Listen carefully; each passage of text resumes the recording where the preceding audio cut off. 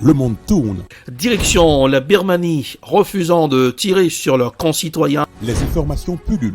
Tout de suite, voici les informations. C'est le moment d'ouvrir la page internationale avec Erlichi Dorelas depuis Boston, Massachusetts.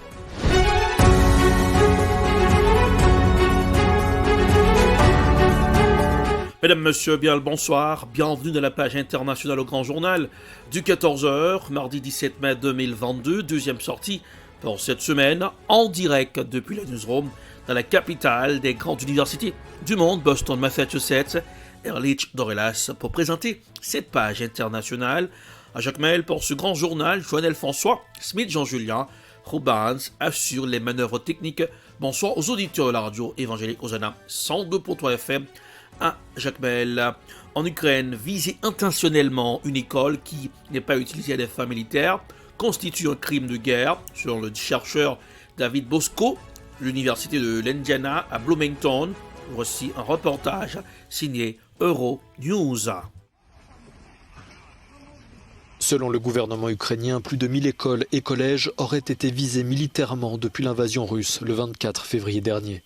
À Tcherniv, dans le nord du pays, près de la frontière bélarusse, la directrice d'école Ina Levchenko se pensait en sécurité dans son école jusqu'à ce qu'une bombe vienne frapper l'établissement scolaire le 3 mars dernier et qu'elle soit blessée. Elle témoigne depuis Kiev où elle est soignée. On avait écrit en grosses lettres « enfant » et on l'a accroché aux fenêtres. Et les Russes, je ne sais pas. Quand ils ont largué leurs bombes, ils ont bien vu que c'était une école. Quand ils ont utilisé des lance-roquettes, ils auraient pu louper leur cible.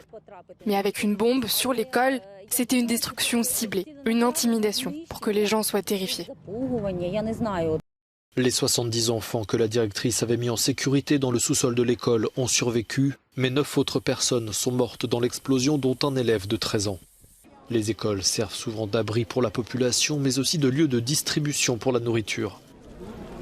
Viser intentionnellement une école qui n'est pas utilisée à des fins militaires constitue un crime de guerre selon ce chercheur. Cela suggère qu'il y a un schéma. C'est un élément très important d'une enquête sur les crimes de guerre. En particulier si vous essayez d'enquêter ou d'engager des poursuites à l'encontre de hauts responsables militaires ou politiques. Plus ce schéma est solide, plus la preuve est forte qu'il y a une sorte de plan ou de politique pour frapper ces installations. Les responsables russes nient cibler délibérément les infrastructures civiles, mais selon les calculs de nos confrères d'Associated Press, les bombardements d'au moins 57 écoles pourraient constituer de possibles crimes de guerre en Ukraine. La guerre continue de faire des morts en Ukraine. L'offensive russe dans le Donbass s'intensifie et a fait 10 morts lundi à Severodonetsk, un important centre administratif encore sous le contrôle de Kiev. À Mariupol, les militaires ukrainiens stationnés à Azovstal, dont quelques 260 ont déjà été évacués lundi, ont rempli leur mission de combat à celle de l'état-major. Voici un reportage signé France 24. C'est une cible prioritaire pour Moscou depuis le début de son invasion en Ukraine. La ville de Mariupol, ravagée par des semaines de siège, est désormais sous le point de tomber entièrement sous contrôle russe. La chute de l'usine Azovstal, dernier bastion de résistance ukrainienne dans la ville, représenterait d'abord une prise tactique pour Moscou, plus qu'un véritable gain territorial. La Russie pourrait ainsi renforcer son emprise sur une large bande de terre qu'elle contrôle déjà et qui lui permet d'assurer la jonction entre ses troupes de la Crimée au nord du Donbass. Le siège de Mariupol a mobilisé des moyens considérables de l'armée russe avec l'engagement d'une douzaine de groupes tactiques de bataillons. Des soldats qui pourraient être redéployés sur d'autres zones du conflit, malgré un État affaibli par des semaines de combat. La conquête de Mariupol offrirait aussi un succès politique à Vladimir Poutine, qui justifie son invasion par sa volonté de dénazifier l'Ukraine. C'est dans cette ville qu'est né le régiment Azov, celui qui a résisté depuis l'usine Azovstal et dont certains membres se revendiquent de l'idéologie néo-nazie. Avec la prise de Mariupol, la Russie mettrait aussi la main sur un poumon économique, 4e port d'Ukraine. La ville est un centre industriel majeur, avec les usines sidérurgiques d'Azovstal et Ilitch, qui employaient des dizaines de milliers de personnes avant la guerre. Mais plus de 90% des infrastructures de la ville sont désormais détruites, selon les Ukrainiens. Direction le Tchad, 5 cadres de l'opposition ont été inculpés, incarcérés lundi au Tchad, notamment pour troubles à l'ordre public, au cours d'une manifestation samedi contre la France, accusés de soutenir la junte militaire, a annoncé le parquet de N'Djamena à l'AFP. Voici un reportage signé Africa News. Après la manifestation samedi à N'Djamena contre la France, accusés de soutenir les militaires au pouvoir, 5 cadres de l'opposition tchadienne ont été arrêtés. Ils font partie de la principale coalition d'opposition qui avait organisé la marche et qui aujourd'hui affirment qu'ils ont été arrêtés à tort et exigent leur libération. Accusés de troubles à l'ordre public, les 5 opposants sont actuellement incarcérés dans la capitale. Lors de cette protestation, les manifestants auraient vandalisé plusieurs stations d'essence du groupe pétrolier français Total. Selon un responsable de la police, plusieurs de ses collègues auraient également été blessés. Après la mort en avril 2021 du président Idriss Déby Itno, son fils, le général Mahamat, avait repris les rênes du pays avec un groupe de 15 généraux. Une prise de pouvoir aussitôt soutenue par la France. Le président Emmanuel Macron avait alors fait le déplacement à N'Djamena à l'occasion des obsèques d'Idriss Déby. Historiquement, les liens entre la France et la famille Déby n'ont pas toujours été très chaleureux, mais les présidents français l'ont toujours soutenu, et ce, malgré son exercice contesté du pouvoir.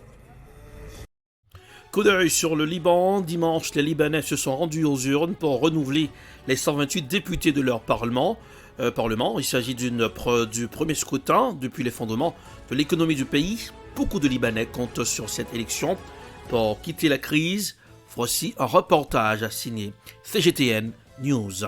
Ça fait 3 ans que la population libanaise est aux prises avec l'une des pires crises économiques d'une génération. Maintenant, il y a enfin une opportunité de changer les choses.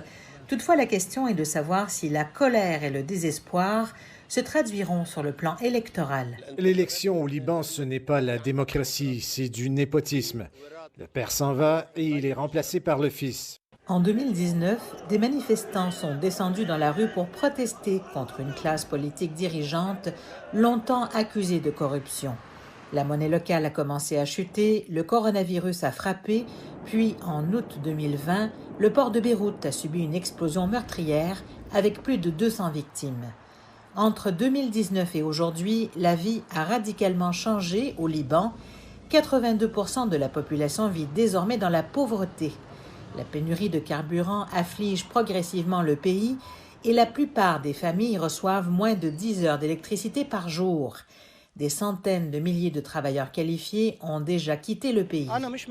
Honnêtement, je n'ai aucun espoir qu'il y ait du changement. Malheureusement, c'est parce que le même groupe va revenir et si quelqu'un compte réellement apporter un changement, il n'en fera qu'un très petit parce qu'il ne pourra pas faire plus que ça. Le problème n'est pas uniquement au niveau de l'infrastructure. De nombreux électeurs ont aussi des doutes quant à l'influence d'autres pays au Liban, de la France à l'Arabie saoudite en passant par l'Iran. L'Iran, par exemple, aide à financer le Hezbollah, qui est à la fois un parti politique et une milice. Pour les sympathisants, ce groupe aide à protéger le Liban contre Israël. Mais pour d'autres, la présence de toute milice en dehors des forces armées libanaises ne fait que ronger la souveraineté de l'État libanais. Les observateurs ne pensent pas que l'élection entraînera des changements. Une grande partie du bloc électoral libanais a toujours des liens sectaires avec la guerre civile de 1975-90 et reste fidèle aux partis politiques traditionnels dont la plupart suivent des courants religieux. Après le départ du vétéran politicien Saad Hariri, plus tôt cette année, il y a un gros point d'interrogation, à savoir pour qui les électeurs sunnites voteront à l'avenir. D'autres voient poindre une nouvelle vision pour le pays, mais les candidats de l'opposition ayant largement échoué à s'unir pour le changement, il n'y a pas de grands espoirs pour les sièges indépendants. Maintenant, les élections ne sont que des mensonges, parce que personne ne travaillait pour le bénéfice du Liban et de son avenir. Ils ont volé ce qu'ils ont volé, et celui qui affirmera volera aussi de plus en plus. Donc assez de mensonges, de moqueries et de négligence des droits de l'homme. Nous devrions au moins avoir de la dignité et des droits, et nous ne les avons pas. Le Liban compte environ 5 millions d'habitants. Sa situation géographique est très importante à la géopolitique. Le système politique du Liban est confessionnel. Le chef de l'État est chrétien maronite, le premier ministre est musulman sunnite, le président du Parlement est musulman chiite. Je suis à Beyrouth depuis 7 mois. C'est un pays très fascinant, mais le Liban est plongé dans une crise économique sans précédent. Pour le moment, on ne sait pas qui sera le gagnant, mais malgré tout, le Liban doit changer de cap. Zoom sur la guerre en Ukraine, les Américains sous le feu des critiques sur TVL News. Question qui a été posée, comment les États-Unis ont mis en place le mécanisme de la colonisation économique. Écoutons un extrait de l'émission sur TVL News. Ils ont compris que la colonisation territoriale, c'était beaucoup plus dangereux et risqué diplomatiquement que la colonisation économique. Vous le dites, une puissance qui règne sans le dire récupère le tribut mais s'affranchit de toute rétribution. Exactement. La colonisation de l'Afrique, par exemple par la France, a coûté beaucoup d'argent aux Français. La France a beaucoup investi. C'était pas forcément, contrairement à ce qu'on pourrait penser, une affaire lucrative. Les Américains ont bien compris ça. S'ils devaient installer dans tous les pays où ils ont des hommes liges, des autoroutes, des infrastructures, des écoles, s'ils devaient faire des efforts pour former la population, pour les rendre américains, ça leur coûterait énormément d'argent. Ça ne les intéresse pas. Les Américains se fichent complètement de la nature des pays qui vont leur être soumis. La seule chose qu'ils veulent, c'est que ce pays-là ouvre ses frontières pour soit exporter des ressources naturelles, soit importer des biens fabriqués aux États-Unis ou par des sociétés américaines. Et ça coûte beaucoup moins cher que de former une élite, d'être sûr que cette élite soit anglophile, américanophile, qu'elle soit adepte de l'American Way of Life. C'est beaucoup plus facile et beaucoup moins onéreux de faire cela que de coloniser un territoire avec tous les dus au peuple qui est colonisé. Et Washington ne s'était pas privé de dénoncer l'Empire français au moment de la guerre d'Algérie pour ensuite mettre la main sur l'économie algérienne, les puits de pétrole, le gaz, etc. Le prix de l'Empire, vous dites, c'est la mort de la nation. Vous pensez que les États-Unis sont en état de mort de mort ? À force d'avoir au niveau américain cette vision impériale et d'être plus intéressés par, on va dire, le bien fondé de son oligarchie, de ses entreprises, eh bien, ils en viennent à oublier le peuple américain.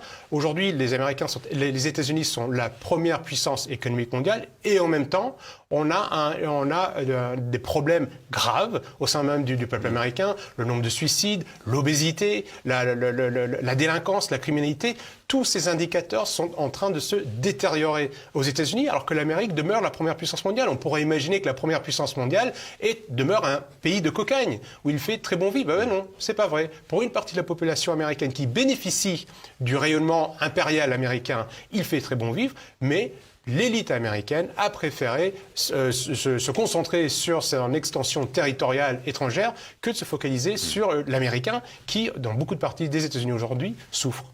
Les États-Unis sont officiellement devenus la première puissance mondiale après la Première Guerre mondiale. Leur puissance s'affirme à la face du monde, surtout après la Seconde Guerre mondiale. Comment Washington a-t-elle placé ses pions sur les plans monétaires, diplomatiques et économiques ? Alors, on a tendance à oublier qu'en effet, avant même la Première Guerre mondiale, l'Amérique est déjà la première puissance mondiale. Après la Première Guerre mondiale, l'ensemble des empires européens sont tombés, sont détruits. Après la Deuxième Guerre mondiale, c'est le chant du cygne. Il n'y a plus de puissance. Les nations européennes se sont détruites entre elles. Avant même la fin de la Deuxième Guerre mondiale, les Américains ont bien compris ça. Ils ont bien compris qu'ils allaient gagner de la guerre, qu'ils allaient faire partie des vainqueurs, et ils mettent en place tout un panel d'instruments, d'associations, d'organisations qui vont leur permettre d'asseoir leur hégémonie. Ils vont, par les accords de Bretton Woods, instaurer le dollar. En 1946, ils vont instaurer le dollar comme monnaie de référence mondiale. Les accords de Dunbarton Oaks vont mettre en place l'ONU, l'Organisation des Nations Unies. Ils vont mettre en place le GATT, qui va devenir l'Organisation mondiale du commerce. Donc toutes ces institutions, la Banque mondiale, le FMI, tout cela va être mis en place par les Américains, avec des dirigeants américains, ou alors qui vont recevoir leur autorisation de gouverner ou de siéger par les Américains, pour gouverner ce qu'ils vont appeler le monde libre. Donc ce monde libre, qui va être le monde atlantiste, globalement, va rentrer dans les règles, dans les normes mises en place par les États-Unis. Parce qu'en parallèle de tout ça, on envoie à l'étranger les cabinets d'avocats. Et voilà, c'est la fin de la page internationale au Grand Journal du 14h pour ce mardi 17 mai 2022. La production est signée Ed Prod, la réalisation Télébel Top pour le compte de la radio évangélique Hosanna 102.3 FM à Jacmel.